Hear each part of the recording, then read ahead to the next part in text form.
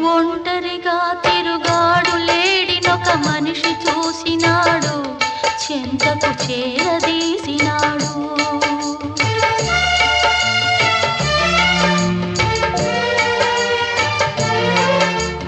అభమో శుభమో తెలియని లేడి అతనిని నమ్మింది, తన హృదయం పరిచింది.